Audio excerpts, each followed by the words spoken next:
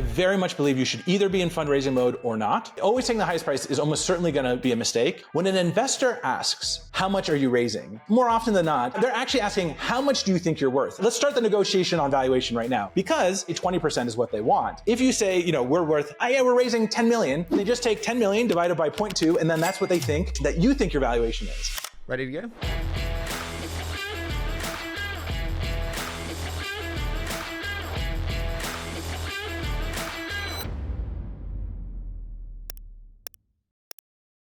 Dan, I am so excited for this. We've gone back and forth on Twitter. I've obviously been a huge admirer of yours from afar for a long time. So thank you so much for joining me. Thank you. Feeling is mutual. Been a big admirer of the show and glad to be on it.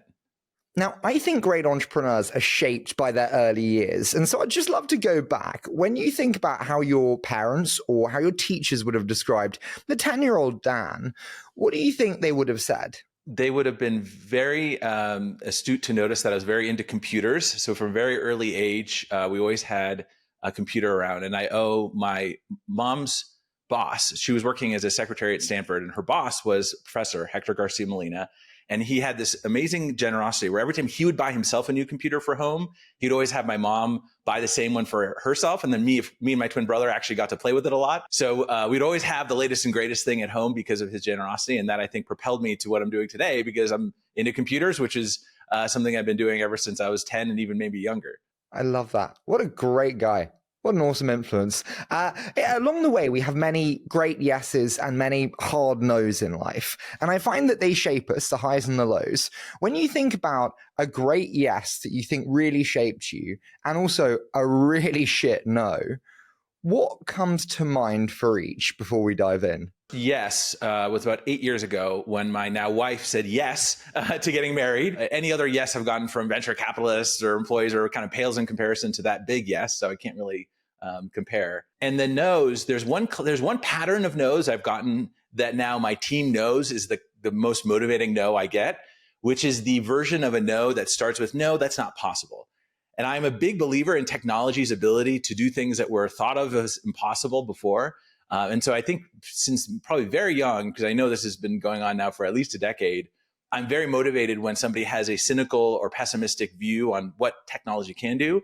And there's nothing more motivating to me than hearing that and then trying to prove them wrong by showing them, by building the demo, by building the product, by building the feature to prove that that is something that technology can do. And in some ways, every version of every startup I've ever done is there's some seed of that idea that's not possible that motivated me to persevere. Do you agree with Mark Andreessen's statement that there's no such thing as a bad idea, only a bad time? I think that's largely true. And I find when I heard that, I think what I think about is, I've had lots of pivots in my startups.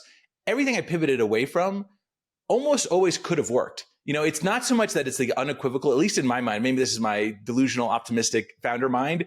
I never thought to myself, oh my gosh, this would never work. It was always a version of, if you draw the analogy like climbing a mountain, if you're starting a startup at the base of the mountain, and as you climb the mountain, you see other paths to the top that seem a little bit easier and a little bit better, and you've learned a lot along the trip. You're like, oh, I'll go down a little bit to go back up that path. It's not to say your current path, you couldn't get to the top of the mountain. Eventually you'll get there. It's just going to be much harder.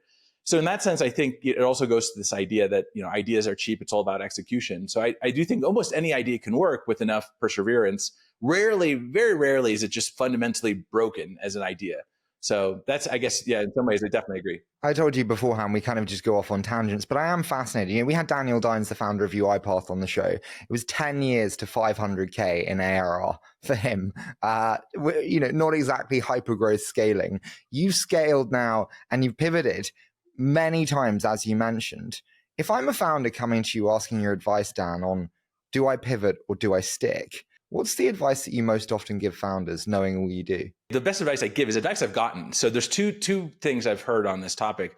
One was an early investor in Optimizely, and actually a coworker of mine back at Google, Elad Gil, who's now a very successful investor of himself. I once sought his advice on this exact question. And he told me pretty bluntly, he said, things that work tend to work really fast. It was kind of this anti-pattern. Most people would say, well, you got to stick it out and be perseverant and, keep, banging your head against an idea and you have to keep executing it. But if you don't even see glimmers of hope, it doesn't have to completely be working. You have to see some version of a glimmer of hope in the thing that you're doing. even some of the stories like Airbnb that people just thought of as this, like it took for years and years and perseverance, there were glimmers of hope very, very early on that the idea was really powerful. That was very eye-opening to me. And you can kind of say, okay, yeah, if we've been at it for 6 months and you don't see a lot of the glimmers of hope, then maybe it's time to pivot. The other one was recently I saw Dalton Caldwell was asked this question, of YC Group partner, and he said, a good pivot feels like coming home. And that is something I've definitely resonated with. Every time I've pivoted or changed an idea or adjusted kind of what our focus is, in many ways, similar to my mountain climbing analogy, it feels like you're on a better path. It feels like you're closer to your core, closer to the problem, closer to being able to solve it. And you were kind of on the periphery and now you're in the core. So that would be my 2 thoughts of advice. Things that work tend to work really fast. And if you're going to pivot, it should feel like you're coming home. I can tell you're not a venture investor, Dan, because you should never give attribution for other people's wisdom when you can take it as your own. I agree. I always actually ask the one question, which is, are there more experiments that you're excited to run? And if so, what are they? And if not, then it's probably time to pivot. Like when you've run out of experiments, probably time to change. Do you see what I mean? Yeah, I think that's totally true. I see experiments as kind of, there's kind of a Pareto optimal or 80-20, like you've got all your most juicy, exciting hypotheses. And, if those aren't working, you can always come up with new things to try, but it's almost always going to be like, if the last 5 things haven't worked, like, is that new 6th thing going to be the key to success? Sometimes, but almost always, if you're naturally going to try the things you're most optimistic and bullish about. So at some point, it's not so much that you don't have the experiments. It's like you're starting to ask yourself, is this even worth trying? Like, am I even, is there any remote chance that what I'm going to try next is even going to make a difference? When I speak to you now, like the thing that's just really striking to me, Dan, is just like the experience of starting companies, going through the hard yards and finding product market fit, not finding it, the pivots, which is why I love to back serial entrepreneurs and I struggle to back first-time founders because there's just so much mistakes and shit that you don't know that causes costly time. Do you agree with me in the value of serial entrepreneurship? Or do you actually say, it's kind of overrated and every time's different? Well, I have these tweets that have gone viral where I compare, I say first-time founder X, second-time founder Y. And it's usually some painfully true thing that I did when I was a first-time founder X, and something that's sort of insightful, something I've learned, that's why. A good example, one of them was, first-time founders brag about how many employees they have. Second-time founders brag about how few employees they have. It's sort of like this deep insight into like how to build a company. And I definitely think there's some truth to that. It's surprising to me how many, despite all of this great content out there and Y Combinator and all this trying to help first-time founders, they all kind of make the same class of mistakes over and over again without really, internalizing the learned wisdoms. So another way to put it is if I were to take myself. What is that, Dan? Is that just human ego and humanity? Is that just humanity of raising too much, hiring too much? I think the core of it is the kind of person that makes a successful founder is usually pretty nonconformist. It's very hard, either because the market has pushed them out from traditional jobs and they just can't succeed in a traditional job, so they start a company, or the entrepreneurship has pulled them in to want to be deeply autonomous and have control over their own destiny. And so it's just very hard. I've actually really struggled with this. I was just talking to my old co-founder from Optimize and getting his advice because he's a YC Group partner now, Pete Kuman. I don't really know how to give advice to other founders and have it stick. Some of my best investors have Jedi mind tricked me because they've sort of never directly said what they thought. They've sort of influenced me through persuasion. And I think this is why a lot of first-time founders make mistakes and don't listen to common wisdom. They're just deeply wired to be nonconformist. And the idea of doing something the old traditional boring way is kind of maybe unexciting. So, and there's naivete. So it's a combination of ego, arrogance, nonconformity, and probably naivete. All combined, you end up with a lot of founders who they're not going to kill the company usually, but they waste a lot of time and energy on things that ultimately don't matter. What do you think are other core examples of first time versus serial entrepreneur where it's just very striking the differences? Focus. That's a huge one. I made up for lack of focus when I was a first time founder by just sheer hours. I just worked every waking hour. But now with the beautiful things, I have the benefit of hindsight. I have 10 years I put into my last company, and I can recognize that really only 3 or 4 things that we did made the difference in the success or failure of the company.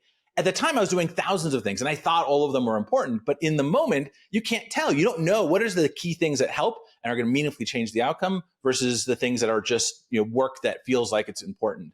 And that ability to focus, that ability to remember that the main thing is that the main thing should say the main thing. That's the thing I think a lot of first-time founders fail.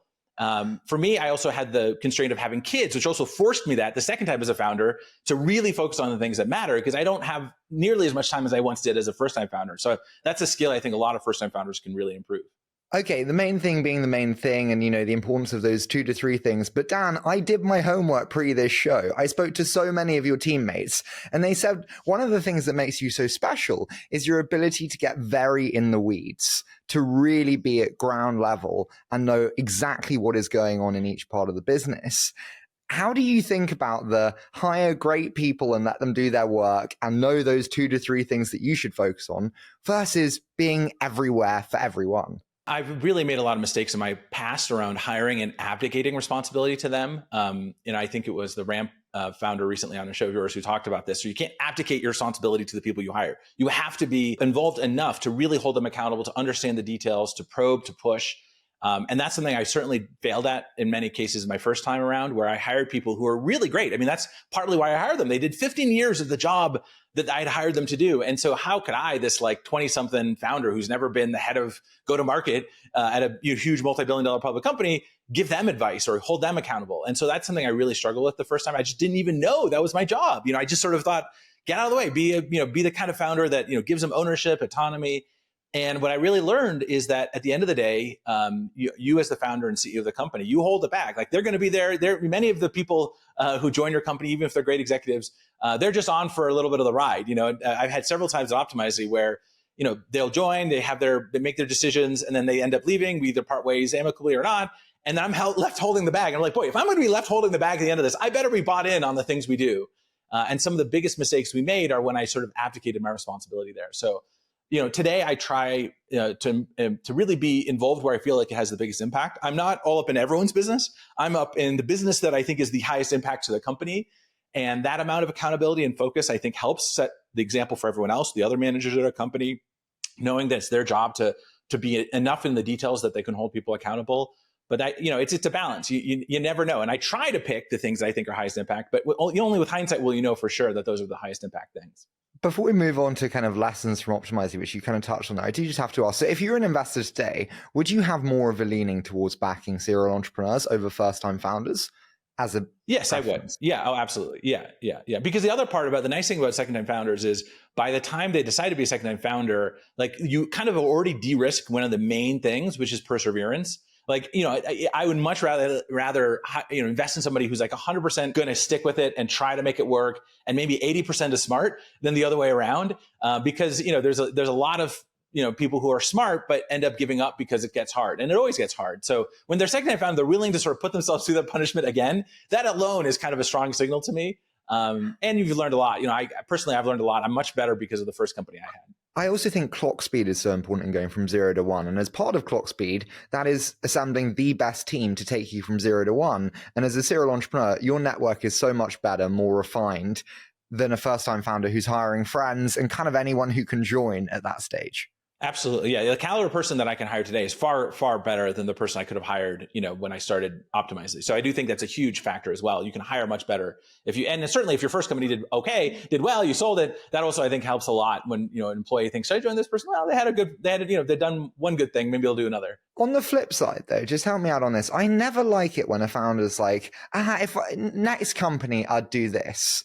I'm like, no. Like the great founders of our time have one company. It is their mission. Daniel Ek at Spotify, you name these great founders that we have, the Collisons at Stripe.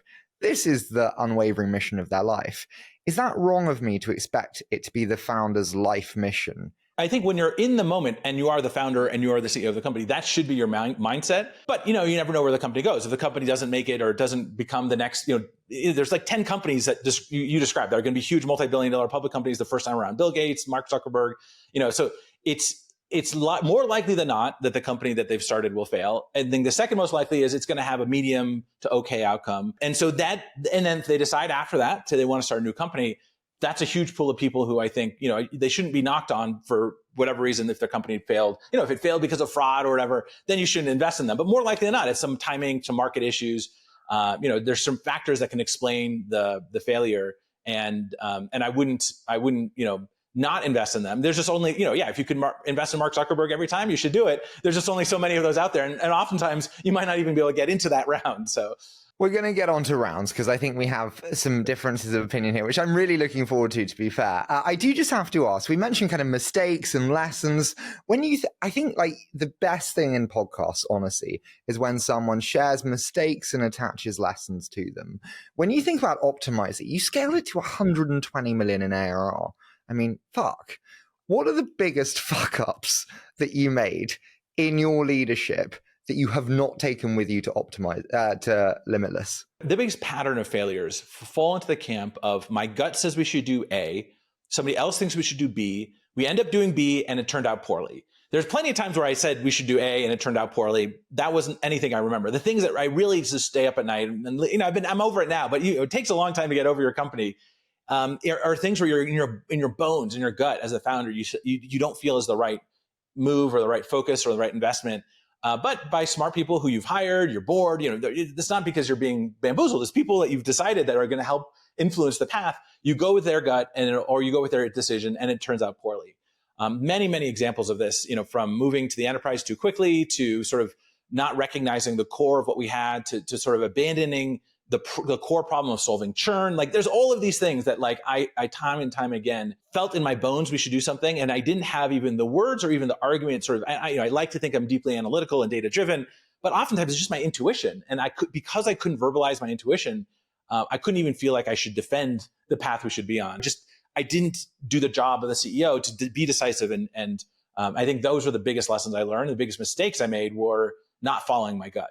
A very academic way of taking notes here. My question to you there is, so many founders make the mistake of moving to enterprise too quickly, thinking that it's the holy grail. Having had that experience, what are your biggest piece of advice to founders on when to move into enterprise and when to stay at the core? I think the most important thing is to understand what's working about your business and what's not. I think we had a core magical thing working at Optimize It from the almost beginning, which was this product-led growth motion, which by the way, didn't exist. That term was in many ways, actually the person who coined that term used Optimize It as an example of product-led growth before the term existed. And, a good example is, we had on our website, when you go to optimizeit.com back in 2013, you could put in the website, the URL for any website. Doesn't have to be your own. You could put it into our homepage. You don't have to sign up and you could instantly start making changes to the website and seeing what our visual editor looks like. Obviously, those changes don't go live until you put the JavaScript snippet on your page, but that alone, that was such a magical part of our product that led to not just small businesses, but Starbucks. Starbucks.com, a guy there who's in charge of optimization and conversion for Starbucks.com had that experience and he sought forgiveness, not permission, to put, to run our product for $79 a month. He put our A/B testing product on his homepage. And so Starbucks, that's an enterprise company, but we missed, we had sort of this confusion around there's the SMBs and the way you go at them is product-led growth, or at the time it was sort of self-service. And then there's enterprise. And the way you go at them is with human beings who like fly up to Seattle and meet with that, in headquarters. And we had this magical thing of getting large enterprises to adopt our product without a human being in the loop. And I think we too quickly ran away from that. So it's recognizing that was a core thing working well. And then we looked at the numbers and said, oh, okay, like of all our businesses, the ones that are retained the best are enterprises. So let's go after the enterprises. So let's go hire a big enterprise sales team. Like that, then that last leap was like too naive. We should have thought more about what would be the best way to get the Fortune 100 companies using our product. And I think we could have done that by being true to our core and going after this much larger market. So if I'm a founder asking you advice as a portfolio founder of yours in your angel portfolio, and I say, how do I know when's the right time? What advice do you give me? I would say when you feel market pull, when you feel the market, like I gave the example of Starbucks, they're going past all of the processes. They're going past they're seeking forgiveness, not permission to use your product. You're seeing signals that there's more than just a logo. There's a person at that company who feels the pain so viscerally that they've either heard about what your product does or they've tried it themselves. And now what a salesperson can do is augment and sort of maximize the potential of that relationship. They're not just, cold calling into the Fortune 100, trying to get somebody to pay attention to your rinky dinky startup that, more likely than not, even if they got a meeting, they're going to dismiss because they have no intrinsic interest in what you do. I find one thing that early founders often make mistakes on is they give titles out too easily. Oh, you're a CPO, a head of sales, a duh. And actually, titles are quite expensive in my experience. Do you agree with me on the challenge of giving away titles too easily? What have been some lessons for you there? And I got a shitload of hate, by the way, this weekend, because I said, can we abolish like founding engineer? You're either a founder or you're an engineer. Yeah, I mean, I do think titles, they're a bit weird because they're both kind of free to give in one sense, that it doesn't cost you more money, but they're expensive in that it creates a sort of like mutually assured destruction. As soon as you give out that first VP title, then everyone wants to be a VP. And, that's why I think companies actually go in these ways where early stage, everyone's ahead of, you're head of marketing, head of engineering. You don't have distinction between VP, SVP, and I think that's actually the sweet spot. You kind of want to be in a place where it's clear who is ultimately accountable for a particular function. You don't want just everyone to be an IC.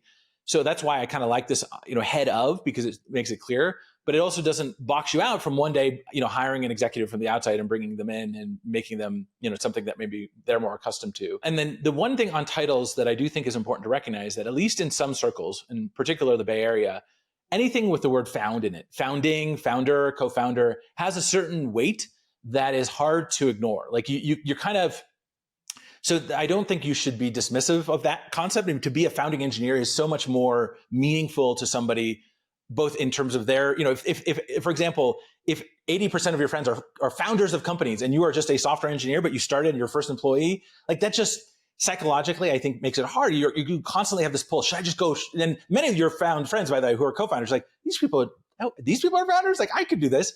And so you, I think, mitigate the risk that somebody's going to go off and try to start their own company. You call them that. That's why you have an employee number one, employee number two. And people take real pride in the fact that they're employee number 4 at Ramp or at great company. You don't have to be a founder. I see like founding marketer. They were employee number 26. Yeah. Right. Well, what do you see as the downside, though? What's the downside of calling them a founding marketer? It creates confusion, or I just think it's like it loses the meaning that is quite rightly deserved to founders, to the founding team. It kind of cheapens it. And then I think it makes it more difficult to layer. If you have bluntly, a very junior marketer being a founding marketer, and then we want to bring in a killer head of SMB, it's just going to be really difficult. They're going to be like, so I'm kind of under the founding marketer who is clearly not at the same level as me. I don't want to do that. One thing I'll say about titles that I unequivocally believe is that if this is something that a candidate brings up early or even during the interview process at all, it is a pretty red flag. It shows you kind of what their values are. The best people I've hired are people who've come in with really fancy titles, and the topic of titles didn't even come up. They show up, they could have been, CTO or principal, and they show up, I'll be a software engineer, no big deal. That is such a positive sign when title is not something they're overly fixated on. And, it shows that they care about the problem, they care about the company. They know that if they do well, they'll grow within the company. So that is one thing I think is you can say almost unequivocally, like somebody coming in and this is one of the things that they're sort of focused on. It tells you kind of what their values are and what they're, what's meaningful to them. Any lessons on comp in the hiring process? I generally feel like people should comp better than they think. I think especially startups where you have some semblance of funding. We've been lucky that we've gotten, great funding from almost the beginning. So maybe I'm not one to speak for folks who haven't, but, I don't think it's fair to say that you should punish people when it comes to cash comp.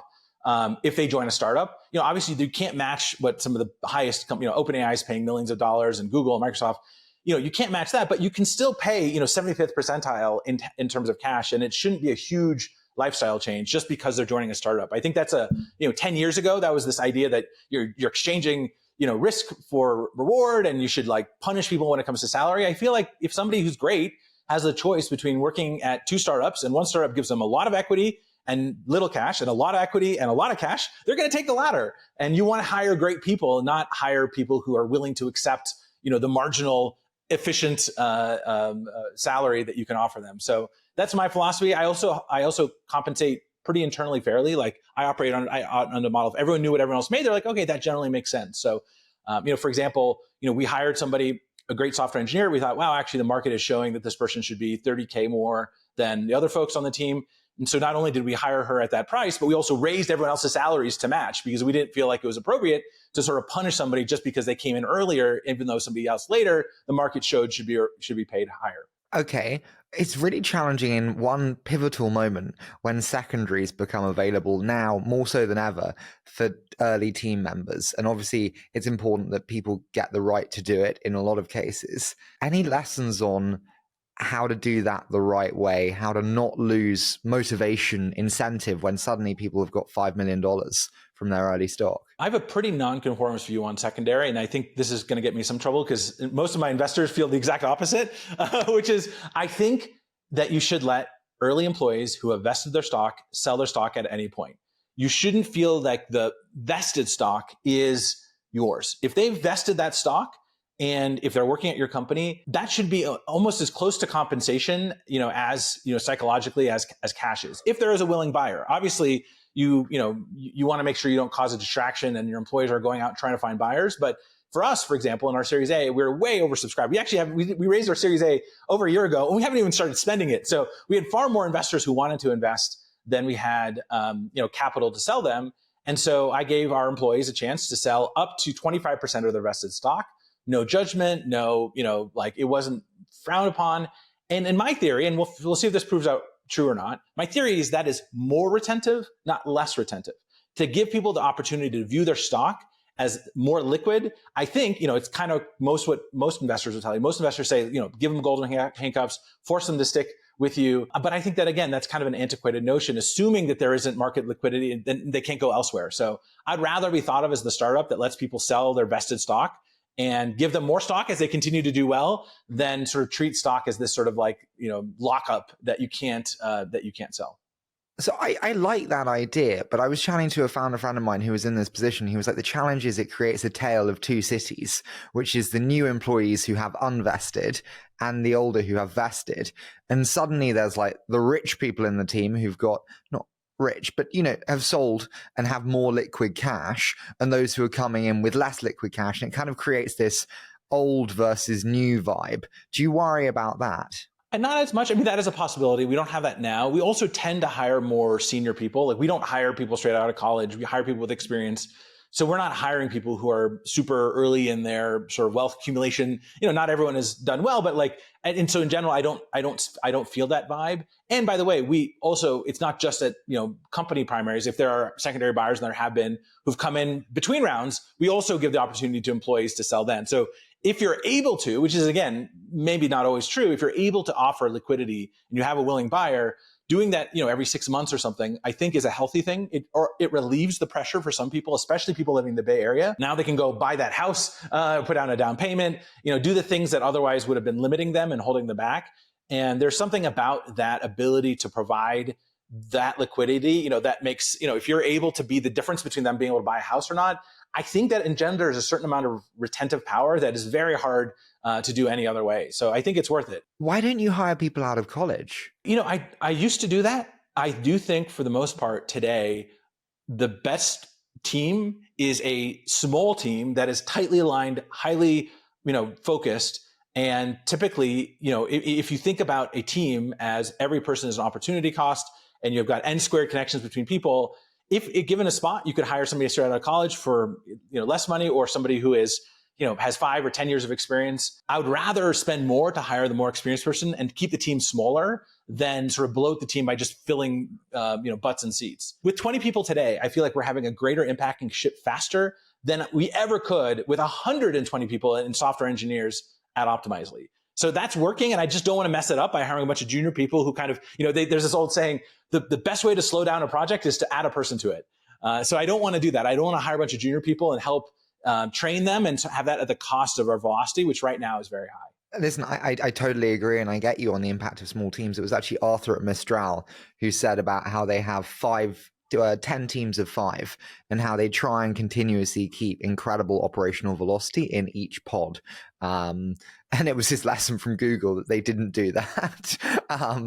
But I totally agree and love you. In terms of like the funding that we mentioned there and being well oversubscribed, I think we're going to have an interesting chat here, because we actually first engaged on Twitter when I was like, a funding round that makes 10% available total bluntly will not result in great investors, because you can't get a great investor to be engaged for 7-8%.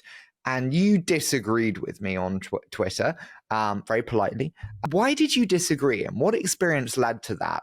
This is one of those classic things that investors tell the public, and most founders don't know the counterexamples. Like there's a bunch of things that are all in the founder or investors' interest that are sort of in the lore of how to raise money and what's accepted, what's not. And rarely do people see the exceptions. And so this is one of those where, like, yeah, the best investors, Benchmark and Andreessen, they will invest less than their supposed minimums for the right company.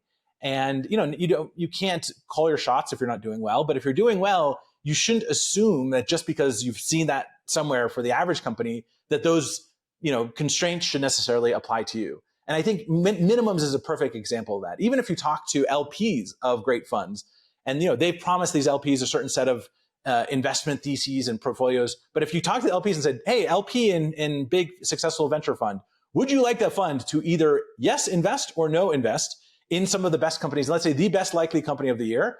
And if they say, well, the only way to do that is for less than the target ownership percentage, every LP would say yes. I'd much rather get 1% of the next Google than 0% if that's the constraint. So that's why I disagree, is because I feel like a lot of founders, they just fall into the pattern of what they think is common wisdom, not knowing that there are many exceptions to all of these sort of standard, very much investor favored terms. I get you. I think the caveat is it's you. And I mean that nicely and not blowing smoke up your ass, but you scaled a business to 120 million in ARR. And the first, 0 to 1 for Limitless has been very successful and efficient. 99.9% of founders are not like you. And I almost worry that they will listen, go to raises with like, hey, we're doing 10% dilution. And it's like, yeah, Dan's a different story. Parker at Rippling's a different story. Well, I appreciate that, but I also did this before I was me. My very first Series A, sure. I got Benchmark to agree to, I think it was maybe 8% or something. Okay, sure talk to me about that. I'd love to hear about that. So how did that round happen? You met Peter, or who did you meet? How did it go? Yeah, so this was 2013, and yeah, Peter was the first person I had met. In fact, it was a very memorable conversation. It was also very competitive, and that's why it led to this. I think them willing to sort of flex, and obviously, they had certain constraints, and I was able to meet them, and it was a negotiation. That's the thing I should say, is that it is a negotiation, of which every negotiation, everything is up for negotiation.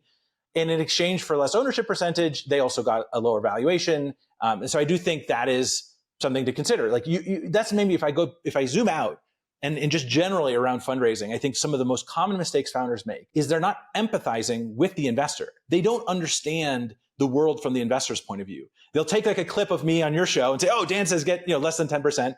And they think that their job is to get everything for them, when really often the best negotiations are when the person on each side of the table is thinking about what motivates and drives the other person on the other table and other side. And if you find common ground, you're able to negotiate one thing that doesn't happen to matter too much to you and matters a whole lot to them. That's a great way to trade something that you really want for something that they might really want. What's your advice to founders on what they should give on versus what they should not give on when it comes to those negotiations? I think it's fair to give on valuation.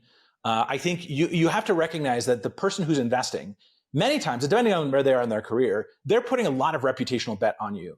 And so you need to give them the thing that they can tell other investors when they're at their fancy Utah ski conference. And they're like, oh my gosh, you invested in this company? Like, what, you did the public fundraise with Rewind then? Like, and you need to tell them, no, actually, here's the thing that I got that is so valuable. And every other investor on their peer group says, oh, good for you, attaboy, attagirl. And so you recognize, and even just thinking about what did it take for that person to be able to do that, I think is important, because that's how you get somebody to feel like, every negotiation you're compromising, you want them at the end, you got to work with this person. You don't want to extract every little, you don't want to squeeze them dry so that like the day after the term sheet and the day after definitive docs are signed, there's a whole bunch of resentment from day one. So I think that's important, is recognizing where somebody's coming from and how you can give them some wins. I do think that that's different for each stage and every investor, but it starts with empathy. You got to understand where they're coming from. How do you advise founders on when to be willing to have a board? Often VCs want a board seat.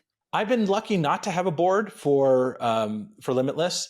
I do think generally boards are helpful for first-time founders. And of course, the right board members can be helpful for any company. I think there's Vinod Khosla who said something like 80% of venture capitalists add negative value to startups. I don't know if that's true, but he's met a lot more venture capitalists than I have. And I've certainly worked with a lot of really, really great venture capitalists. often the best advisors and venture capitalists I've had didn't need to be on the board to be helpful. Alad Gill is a good example. I quoted him earlier. Like, that was a very pivotal conversation. That was just somebody who happened to be a small investor in our company who I called and he answered and we had a conversation. Those are the kinds of things that can be really meaningful. I do think boards, as the company gets bigger and bigger, closer to going public, are really important for governance and accountability. But when the company is so early on, it's very, very hard for a board member to get up to speed. They're showing up once a quarter, maybe once a month. And, you have the context of being the founder that, ultimately the board may not have. So I generally think, if you're a first-time founder and you find somebody who's aligned around the right values long-term, it's probably worth doing. But again, it's one of the things you shouldn't assume you have to do every time you raise money. I do just want to ask, you're a pro now on fundraisers. When you think about running your process, how do you do it step by step? How do you think about structuring it? Can you just walk me through that?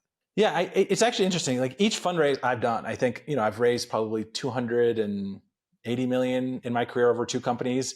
And every time I've done it, I've actually done it a little bit differently.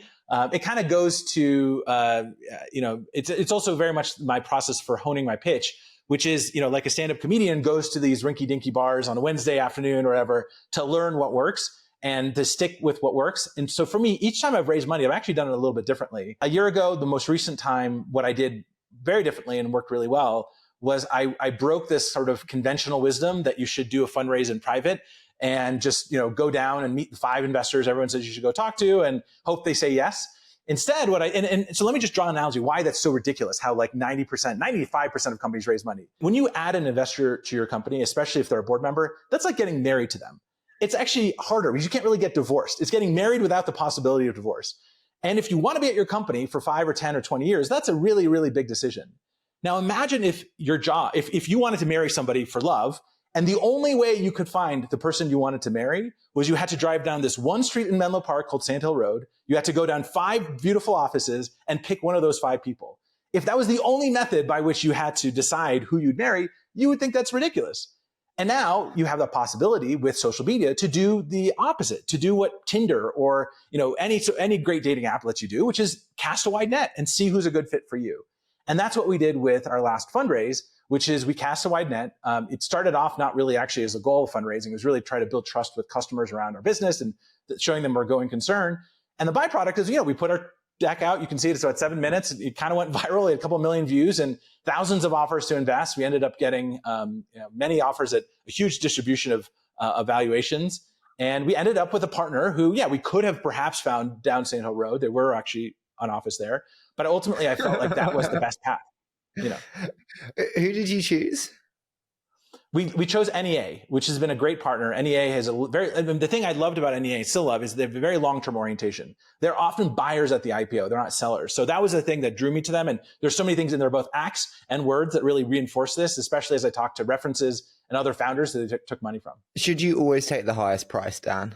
No, absolutely not. In fact, always taking the highest price is almost certainly going to be a mistake. I know now because I have real data on this. So I actually have a distribution of the valuations we got from the last Series A. We had offers, actually, we had 22 offers at $1 billion. We turned them down and took 350. So we actually have this distribution. I can share the deck if you want, or the graph if you want. But the most common was 200. We had several folks between 300 and 400, and we had a handful of outliers at $1 billion. We not only chose 350, but we also invited everyone who offered more than 350. If it made sense, we invited them to be part of an RUV, a roll-up vehicle, to participate even a little bit in the round. So we got kind of this benefit of a great lead investor and this wide net of hundreds of smaller investors who then are sort of evangelists and supporters, and they'll help retweet things when we post launches. So we had kind of the best of both worlds. And I think the biggest challenge is people struggling to scale into enormous valuations. So I totally agree with you there. You mentioned NEA and their kind of continuous financing pathway that they can do. Often founders are told, signaling's really dangerous with these large firms, because if they don't do the next round and they can, as a serial founder, are you like, for fuck's sake, the signaling argument's not true? Are you like, it's worth thinking about? How do you think about that? Yeah, I mean, I do think it is a factor for sure. And you have to, again, it goes to empathizing with your investors. You have to think through the world from their point of view. And especially somebody who's, if somebody says, I want to invest in Limitless, and they're saying to their partners, look, and I think we should invest at this incredibly high valuation relative to revenue, you need to understand that they need to be armed with the right evidence, motivation, desires to do that. And if one of the headwinds is, oh, by the way, hold on, looks like Andreessen Horowitz, they invested, they did the seed round. Like, why isn't Andreessen leading this round? Like, you need to have a good answer to that question. And that's something that I do think most founders don't recognize. It comes back to empathy. You have to understand, for this person, it's likely, almost certainly, you'll get one person at a firm. If you got a good company, you're doing something well, it's almost impossible not to get at least one person at a venture firm to love what you do. Your job often is to get that person armed with the data, information, and support to convince their partners that it's investment worth making. Yeah, I totally agree. I think, one thing that people forget is the craft of salesmanship or sales inside a partnership, and you have to get other people along with you in a lot of cases. So I totally agree there. How do you advise founders on how much they raise and how they say the price? Like, should they shoot for a smaller amount, let people go over it? There's a kind of cat and mouse game here. How do you advise them? Well, first thing I'll advise you is I want to just demystify. I want to share some code that you may not know. When an investor asks, how much are you raising? What they're trying to do often, they may actually want to know literally the amount. More often than not, they're actually asking how much. They're actually asking, how much do you think you're worth? And let's start the negotiation on valuation right now. Because, like you said earlier, often 10% or 20%, let's say 20% is what they want. If you say, we're worth, we're raising 10 million, they just take 10 million divided by 0.2, and then that's what they think that you think your valuation is. So instead of answering the question, how much you're raising, the best answer is, we don't need to raise, so we don't have a budget we're driving. We want to sell no more than this percentage of the company, and we're letting the market decide the valuation. That's how I frame it. It kind of pisses off investors because it doesn't play into their game of, when it goes back to when they write up their memo for their partners and say, okay, what valuation should we go in? It doesn't give them what they need. So they get a little frustrated. But I usually say, and the other thing, by the way, that I think I frustrate so many investors, I've been doing this for 10 years, and I probably need a better answer. But oftentimes people ask me a very simple question. Are you raising money? And my answer almost always is never yes or no. They want just a yes or no. Usually it's some version of, well, no, but if over the next week we get a term sheet we can't say no to, we're probably going to take it. So that's something, you also got to recognize that, are you raising money? Yes, causes them to then have this perceived clock that, okay, if they haven't raised money in 3 months or 6 months, then what do the other investors know that I don't know? So, these are small little traps that you can fall into. But at the end of the day, I don't think it really matters that much. These are all sort of marginal benefits you get from sort of understanding where the investor is coming from. One of the worst things that I've heard from investors and team members is like, oh, they're not raising right now. I'm like, there's always a fucking round in place. If you want to make it happen, you can always make a round happen if you want to.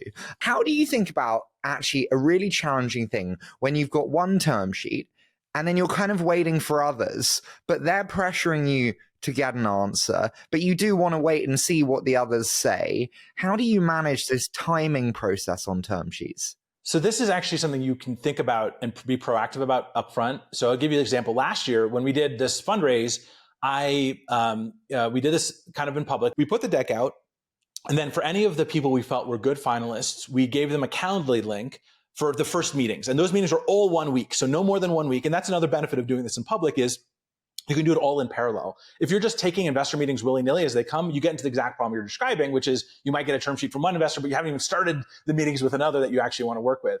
So I do think thinking about how do we structure and sort of calendar out the raise ahead of time. For me, it was all first meetings are 1 week, and then everyone asks, "Oh, how's the round going?" Like, "Oh, this," and I just tell them like this week from this date to this is first meetings.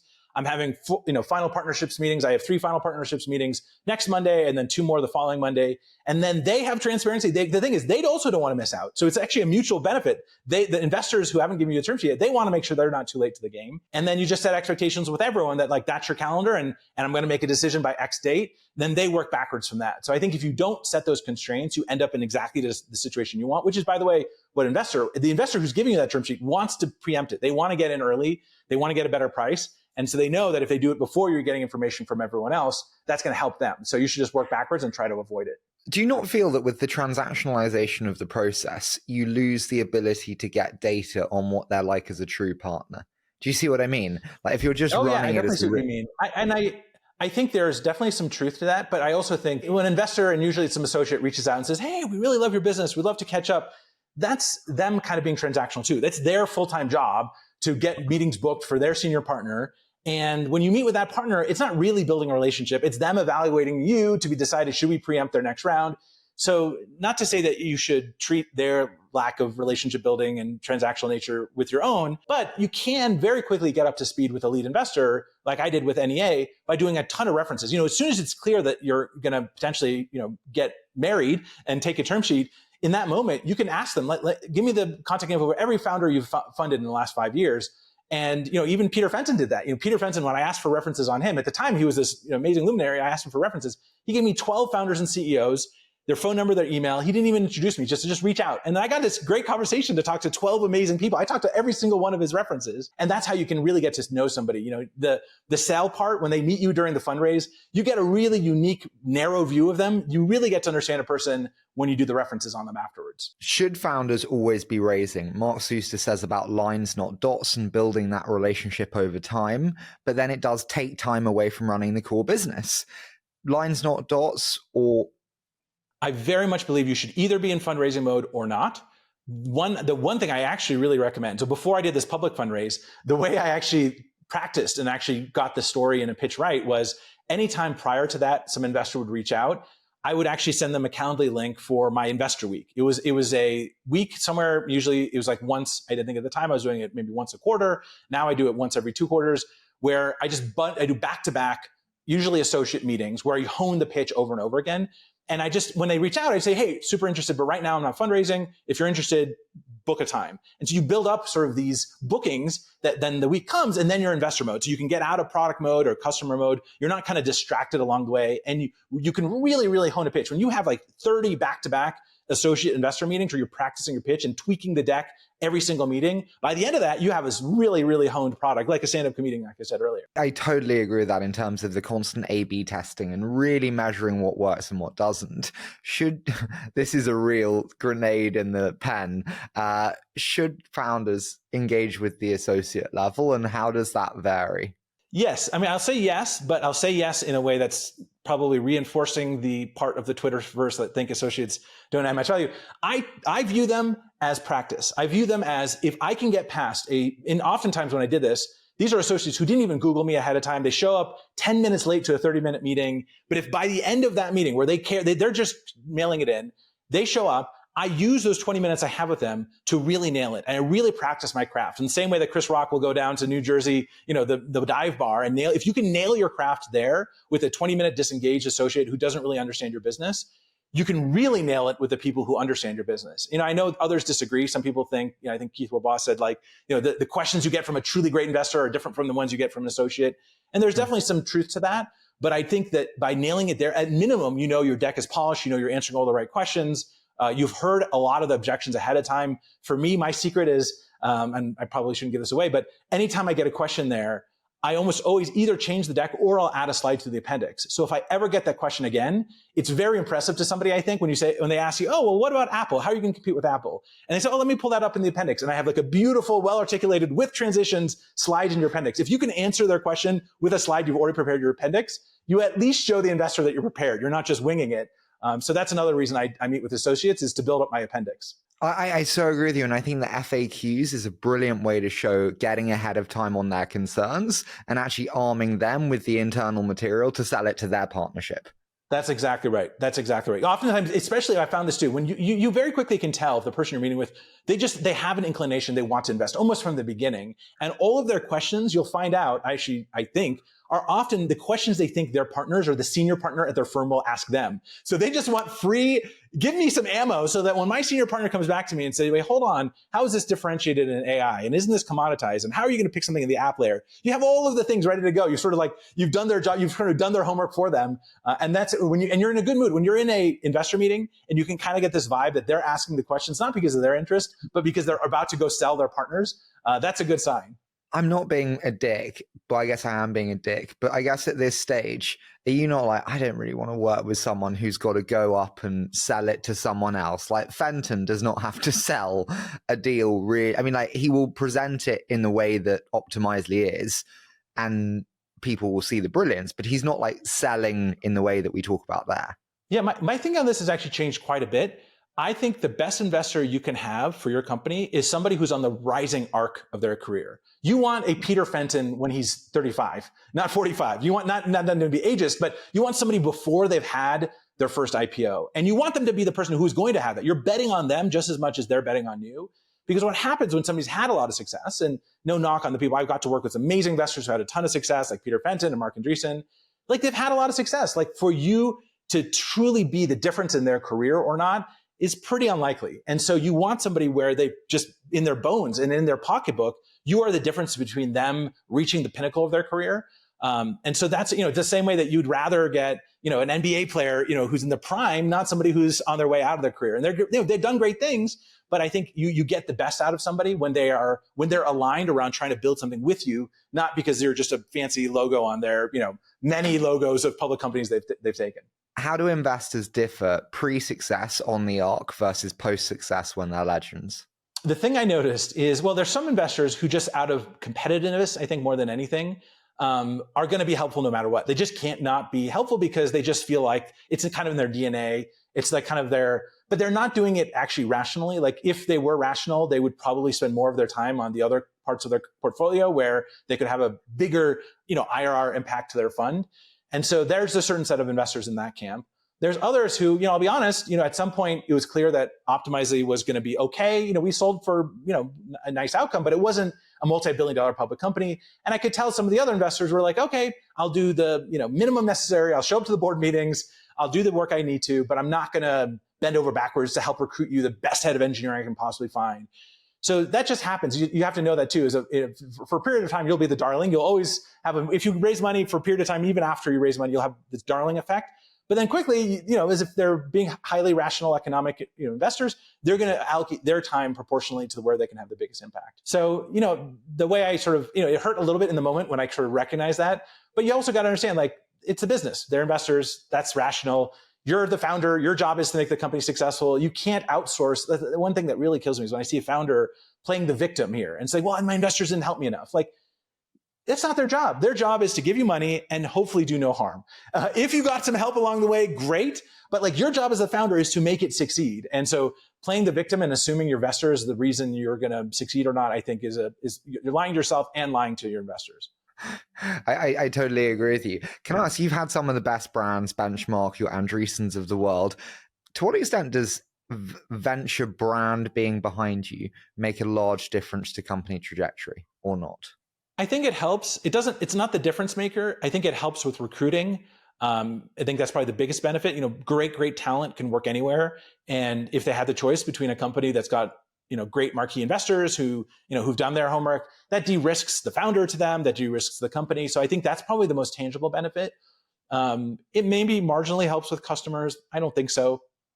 If you're B2B, maybe in the enterprise, it might help. But for the most part, I think it helps build a movement and sort of traction and momentum in the market. It probably scares off competitors. I did notice this, that one of the unintended side benefits of the round we raised, I do think kind of made everyone else's job who's a founder trying to compete with us much, much harder. Because first of all, we had hundreds of investors. So now that all those are conflicted out. And you get this sort of momentum. It's like, oh my gosh, how are you, like all the questions they're getting, their appendix slide number one is how are you going to compete with Limitless? How are you going to compete with us, especially given all of the who's invested. So that probably helps. Maybe I don't appreciate that quite as much. I haven't heard that, but I assume that's happening as well. So that's one benefit. Do you think there's any big misalignments between venture investors and founders that aren't called out enough? Well, for the most part, at every stage up until the very end, they're pretty well aligned. You get into these situations near selling the company where maybe the motivations and incentives are slightly out of alignment. I think a lot of founders actually have a very binary view on outcomes. They think either it's going to go to zero or it's going to be a multi-billion-dollar public company. Where actually, I think more likely than not, they're discounting kind of the middle of the road outcome where maybe it's 2x what you've raised, or 3x, or maybe it's slightly more. And things like liquidation preference are really important. And so I think those are the kinds of things where you do need to model out and think through what are the different middle of the road outcomes and how you might be misaligned there to make sure you're not, for example, raising too much money and then getting to an outcome where, investors have a very, very different financial, they're basically, like, for example, I'll just make it very plain. If you sell your company for as much as you raise or slightly more, the difference between as much and slightly more is incredibly meaningful to your employees. makes no difference to the investors. They basically get 1x back. So in those situations, you really got to be thoughtful around what you raise and also how you structure that. Never take more than 1x non-participating preferred liquidation preference. Those are this is common wisdom. You can read a bunch of books on it, but that's when things get really out of alignment. Do you think we're going to enter a world of pain around liq prefs? We've seen a lot of people raise a lot of money, and I think investors will get their money back in a lot of cases, not all, but everyone else will suffer in a lot of cases. Do you agree? And any advice? I mean, I think it's very possible, especially in a situation where during ZIRP, a company raised at X valuation and they have too much pride and fear associated with that valuation. And they're afraid of taking a down round if they need more capital. And so they trick employees by saying, hey, we raised an up round. But behind the scenes, what they really did was they added like a 2x liquidation preference, which almost always means no employee is ever going to get any of their stock worth anything. So I do worry about that. But if you're a founder listening to this and you're contemplating an up round with a liquidation preference more than one, or a down round, do 100% of the time, do the down round. It is much better for you as a founder with common stock. It's much better for your employees. It will hurt in the moment when somebody says, oh my gosh, this company that I thought once was worth a lot of money during ZIRP is now worth less. But that's fine. They'll leave or hire somebody else. Like, you'd much rather be in a company with less overhang on the valuation, on the liquidation preference, than one without. Any big other mistakes that you see founders make in fundraising when you look at the founders around you? I think they don't recognize control as an important thing to maintain. And I think, there's the Sam Altman camp, which is like, you gotta trust people at the, small percent risk that you're going to get screwed over. This was before he got screwed over. So he had a very kind of like, you do right for the world and it does right for you. And I wonder if, I should ask him what he thinks now. Maybe somebody's asked him that in one of his interviews. But I do think, it's when you think control and you think governance, you shouldn't view it as you're offending an investor. Like, an investor was highly rational. They would also ask for and want as much control as possible if they were the founder. And many former founders who are now investors understand that. They wish they had more control. So things like super voting stock, I think you should make sure to ask for. Multiple board seats you should ask for. Not having board members, maybe having board observers instead of board members for certain investors. It's hard to ask because it kind of can feel a little personal, I think, because like, well, you don't trust me. But at the end of the day, you're just being rational. You, as the founder of the company, are actually, as a fiduciary, responsible to represent the interests of the common stock. And that's your employees, and so if you want to do best for your employees, you want to rationally control as much as you possibly can around the outcome of the company for them. So advocate on their behalf and likely your own, because you're also likely a large common stockholder, and be willing to push for things like super voting and multiple board seats. Can I sell you my product in venture and see if you like it? Okay, so my product is, I'll do 3 things for you. 1, I'll never get in the way. It's your business. If I'm giving you money, I trust you far more than I trust me. Number 2, like, my biggest sell is my network. I know everyone, and I can introduce you to anyone you need to meet, literally. And then number 3 is, I'll always have more money. Bridge, whatever it is. I'll always be there to give you more cash if you need it. My support's unwavering.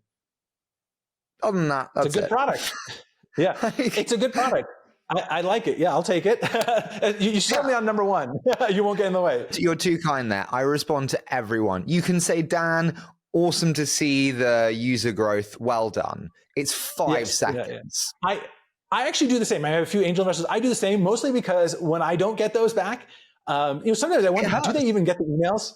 Yeah, and it's like 5 seconds, for fuck's sake. Do you know all the work that went into that update? All right, Harry, I'm going to add you to my investor update list, and I will look forward to just for the attaboy or good job or here's how I can help. You've sold me. Honestly, I think it's so important. Yes, absolutely. That's very funny. So yes, good. What was the best venture meeting you've had? Like, when you look back and you're like, that one was like my favorite ever across both companies. I would say it was probably the first meeting I had with Peter Fenton in 2013. It was not only the best because I think it was mostly the most memorable. The first reason it was memorable is because he came in with this entire contraption around his knee. He could barely walk. And the reason was he had just been helicopter skiing and he like broke his knee or something. But he still showed up to the meeting. He then, by the way, I think he has a similar kind of dynamic with me where he has to sort of prove to the world other things. Anyway, he went up to learn how to fly a helicopter after that because he wanted to conquer the thing that had broken his knee. Anyway, the reason I remember it, because I remember so vividly the very first question he asked me which at the moment I had no idea why he's asking or why it matters. And now with hindsight, I totally get it.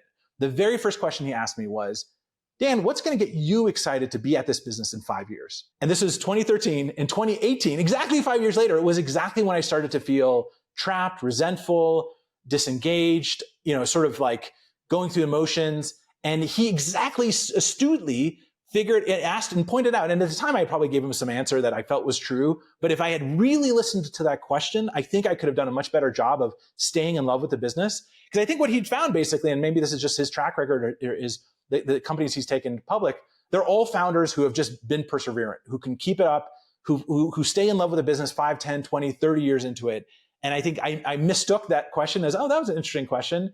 I thought it was maybe he was trying to flatter me. He's like, oh, he wants, but it was really actually trying to understand what motivates me, what drives me. And that's something I've definitely learned with Limitless. I will be at Limitless. This is my life's work. I'm going to be doing this. Even if we failed, I'd be proud to have done the kind of problems we're trying to solve than not. So that was probably the most memorable meeting. I just have to ask, as an investor today, it's a really freaking hard world to navigate. Investing in a world of AI, of such transience of leadership. 1 week it's Mistral, the next week it's Llama, the next week it's OpenAI. How do you think about where we are? How do you analyze the landscape today? I know it's broad and shit question, but just help me understand how you think about it and where we are. I think the most important thing to do if you're an investor today is find founders who are obsessed with problems, not solutions. Today, many founders, especially ex-crypto founders, tend to think of AI as the solution to all the problems in the world. And they're actually technology in search of a problem. I learned this anti-pattern at Google, actually. I started my career there as an associate product manager. And Google is notorious for building products that are technology in search of problems. Google Wave, Google Buzz, Google Glass, like all of these products were basically some smart engineer or technologist starting the sentence with, wouldn't it be cool if, ... So if the startup you're evaluating or the technology you're considering began with the origin of, wouldn't it be cool if ... and the cool isn't problem, the cool is technology in search of a problem, then I think that's a very strong anti-pattern. I would focus, and that's the only companies I really invest in today, are companies that deeply care about the problem. And it just so happens that maybe AI or technology can solve it. It's not that they're sort of wed to this ideological idea. For me, for example, we're building a hardware, we're building a wearable. If I can solve the same problems I want to solve without them, all for it. I'd be happy to do that. Hardware is hard, it's expensive, it's painful. I would happily give up hardware if I could solve the problems using entirely just software. So I think that's the filter you should use. It shouldn't be, is it app layer or foundation layer? It shouldn't be first time or second time founder. It's, is this founder obsessed with a problem in the world? Is a problem real? Are there other people who have that problem? And do I have confidence that this founder will persevere to try to solve that problem and maybe have some of the skills necessary to use technology to do that? Not, oh, cool, it's like, Mistral's the latest, greatest, those things are ephemeral. I would focus on problem-obsessed founders. How do you think about visibility of problem? And what I mean by that is that everyone's like, oh, AI customer service, AI sales rep are probably two of the most prominent kind of use cases that we see. Yes, there's a problem, but everyone else sees it. How do you think about differentiation, competition, and actually if it's a problem that the world sees, is there a lower quality of problem? Yeah, I think every problem can expand over time. So I don't think it should be so much, is it the problem big enough or small enough? In some ways, actually, you kind of want to choose founders who are excited about smaller problems, because it tells you that they're not just falling in love with what they saw on Twitter or social media, that there's actually something they care about. And the best version of that story is, hey, at my last company, gosh, it was so annoying that we had to do blah. And now, you know what? I started this company to try to solve blah. And it's like some niche thing. I think Coinbase might have been similar because, Brian had seen things at Airbnb or, and so you want somebody who both firsthand saw that problem and maybe felt it themselves. The best CEO for a AI customer agent is somebody who started their career answering customer support calls. That's what you're looking for, is this founder market fit around the problem, not somebody who's like a McKinsey consultant who said, like, if their first slide is, here's the market map and here's the market size and, here's the niche we're going to, that's a very, very, to me at least, and I'm missing out on good companies, but to me, that's an immediate red flag. You want somebody who understands the problem and just, couldn't sleep at night if this problem wasn't solved. And maybe there's 100 other companies out there, but this one is the one that will succeed because the founder cares so much about the problem and understands the problem. And let me just give you some empathy for why that's so important. I found when we started Optimizely that the thing that made it work, and I had like 2 failed startups right before that I can explain, but basically the thing that clicked for Optimizely is it was the product I wish I had in the Obama campaign in 2008. And because I had used A/B testing from Adobe and from Google, I saw all of the pain points. I saw what was so hard about those products. And it wasn't the lack of features. It was in fact the opposite. What you wanted in the product in the market was something that didn't require a developer, was what you could see, what you see is what you get. And, and we did not do a lot of things that a McKinsey consultant said you should do. We didn't have multivariate testing. We didn't have all these things that's like some outsider would have said was necessary. But if you're an insider, if you've done the problem yourself, you know very quickly what matters and what doesn't. And so as a founder coming into a new market, if you've been the person doing customer support calls, you know the problem so much better than an outsider who hasn't. So that's what I would vote on, and that's who I invest in. You said there about kind of the features, and I think feature creep is one of the most dangerous things. How do you think about simplicity in product today, the importance of it, and how to prevent feature creep? This is one of the things that I think the CEO really needs to lead on, because it's very hard for anyone else at the company to say no, especially when it comes to customer says, I have this problem, and you have an engineer who says, I know how to solve it. And then you end up with a product that solves the customer problem. By itself, that's not that bad. That's good that you have engineers who are empathetic and listening to customers. But that times 100 features, you end up with a bloated product that isn't really focused. And so I do think as a founder, you're able to take in and understand and sort of intuit the market, the customers, investors. Ideally, you have a good enough understanding of the technology to understand the effort necessary to build things, not just the effort to build it up front, but the effort to maintain it. So you have to know that everything you build, I have this saying, around building features, that no good deed goes unpunished. I think I've never seen a situation where we'll ship a little feature and we're done. It's always like, oh shoot, there's this edge case we didn't think about. And oh, this other person wants to do this other thing. So it's like opening a commitment that you have to keep feeding. So again, it goes back to saying no, being decisive, choosing what you think is the most important. The main thing is the main thing should say the main thing. What are the key features that users actually care about? What will they actually use?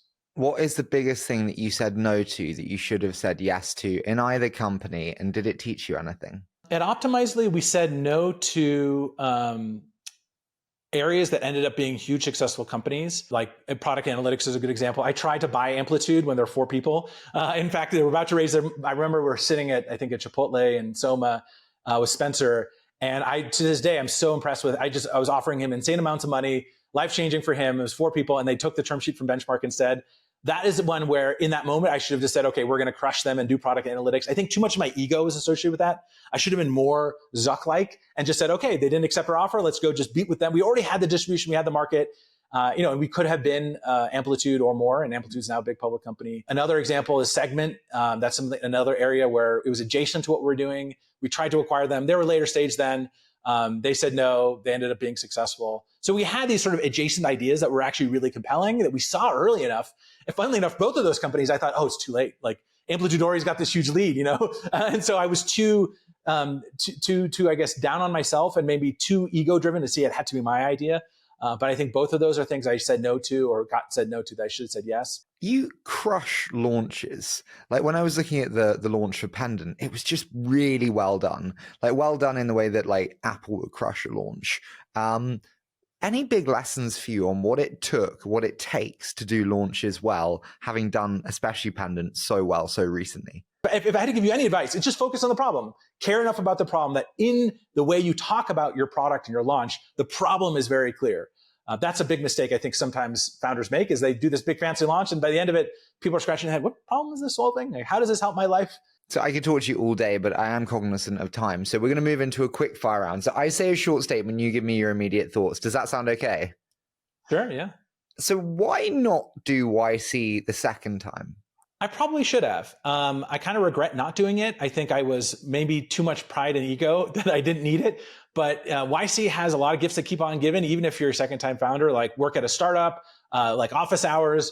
So I am very impressed with Gary's reinvention of YC recently. So I probably, I regret it. I probably should have done it again. If you were to start another company and you could add a board member, okay, any board member, who would it be and why? Probably Sam Altman or Alad Gill, 2 folks who have been very helpful to me, who aren't on our board and probably don't need to or want to be, but they're 2 fantastic people who have always had prescient advice and sort of deep intuition for the market, and have both been honest and candid. That's the other thing that you often I need in a board member, somebody who doesn't shy away from saying the hard truth that you need to hear. to try to save your ego. So especially a lot of I very much appreciate that in the past. Okay, you can call yourself up before your wife has your first child and give yourself some advice, knowing all that you know now about fatherhood. What advice would you give yourself? It is going to be harder than anything you've ever done before. Set expectations incredibly low. If you're going to do this well and focus on what you care about, you're going to have to cut out a lot of the things in your life that you think are important to you, but you'll realize very quickly once you cut them out are not. What is so hard? Everything about fatherhood? Yeah, I guess it's, especially the early days, there's just these tiny little human beings who you have to feed and care for, who are never stopping. You have this window of time before they start walking where it trains you. And I think that's probably why humans have evolved to walk later, is there just be too much. And I've also have this theory that humans in general, and probably kids in particular, have learned to nap and sleep just to give parents a break, because otherwise the parents would just throw the kids away. It's just too much if you don't have them napping every so often. And it's also just, it's physically hard. It's emotionally hard.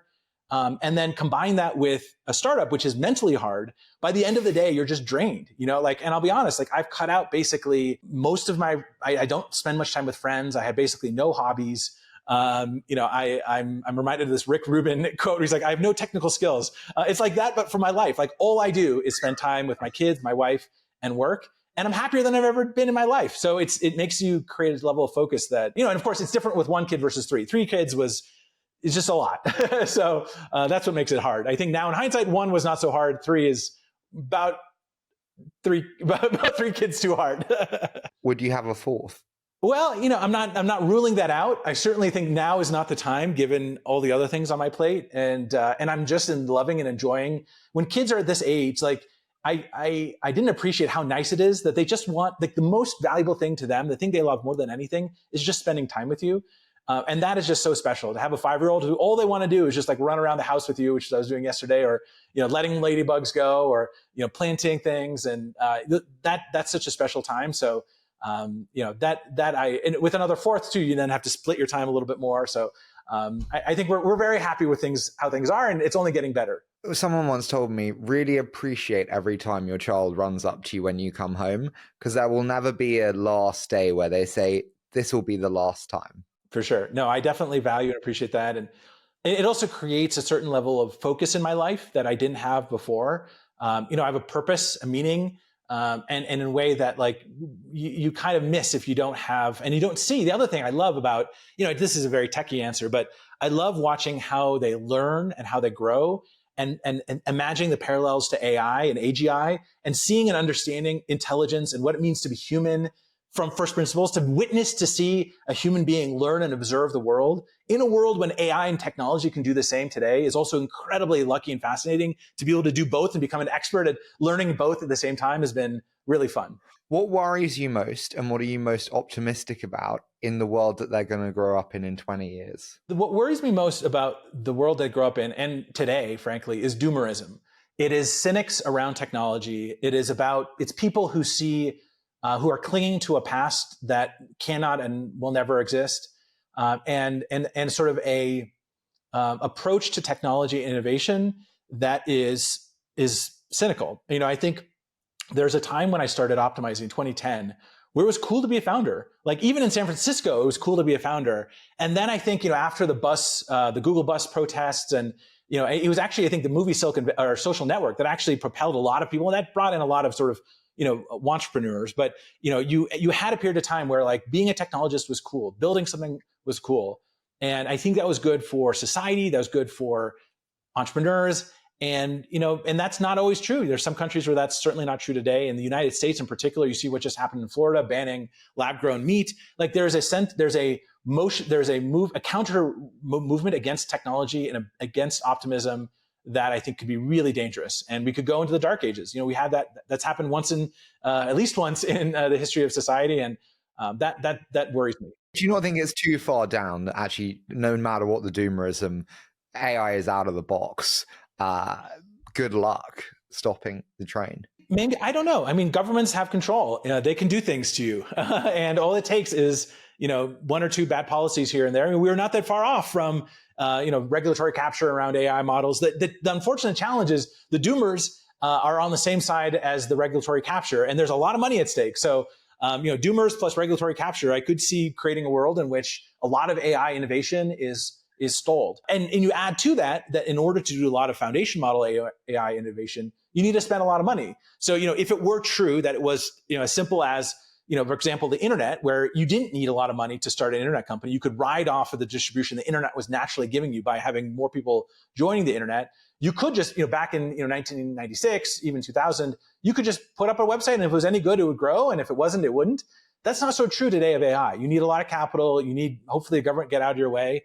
And I worry about, I don't know, I hope that's not the case, but it's very possible my kids grow up in a world where we look back at today as kind of like the Renaissance, and they're like, hey, why hasn't technology just doesn't get better by itself, by the way. We could look at, here's a good analogy. We could look at AI today the same way that before SpaceX, people looked at the space shuttle. Like, hey, we had the space shuttle, then we retired it, and now we just stopped going out of space.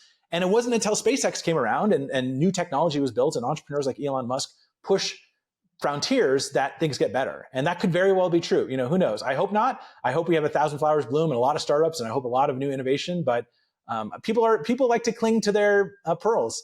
Like technology changes hard, and certainly when it can impact your job, I don't think it's a 0% chance that the doomers win. Do you think TikTok will be banned? I don't know. I'm not an expert on that. I do think it is likely to have quite a bit of headwind regulatory wise. And certainly, the bill is passed, so they've got a year to sell it. And the rumors are now that Donald Trump's going to come in and make the key part of his platform that he's going to unban it, which might actually work for him. So I think a lot of this posturing and a lot of government intervention here may be more around trying to appease what it takes to get reelected than it is actually making good policy. So I don't know. Final one for you. Next 10 years for Limitless, so it's 2034. What would be successful for you if you were to paint the Limitless picture in 2034? It would be millions of users, active users daily. One of our biggest advantages today is that we're weird. People look at our product and why would I capture everything I say in here? Like, what's the purpose of that? And it would go from being weird to being accepted. It'll be like airplane Wi-Fi. You're like, wow, that's weird. And then it's like, oh, it's not fast enough. It's the societal change around the conception of what we do, the benefits of capturing what we say, what we hear, what we see, and using it to augment human intelligence with artificial intelligence, not replace human intelligence, augment human intelligence. To me, that would be success in 10 years, is that our product is taken for granted. And people think around, it's people thinking about today and saying, wait a minute, back then, you mean in 2023, when you wanted to remember something, you took out a rectangle that you chopped down from a tree called paper. You had a stick with ink at the end of it, and you scribble things down. And that's how you remembered? That was the thing you thought was the best idea to remember, and that people would laugh at that concept. That would be success in 10 years. Dan, listen, I've absolutely loved this conversation. Honestly, it is so refreshing to have such honesty and granularity to a discussion. So thank you so much for being such a great guest, and I've loved it. Thank you, Harry. It was a real pleasure to be on the podcast, and really excited to be here.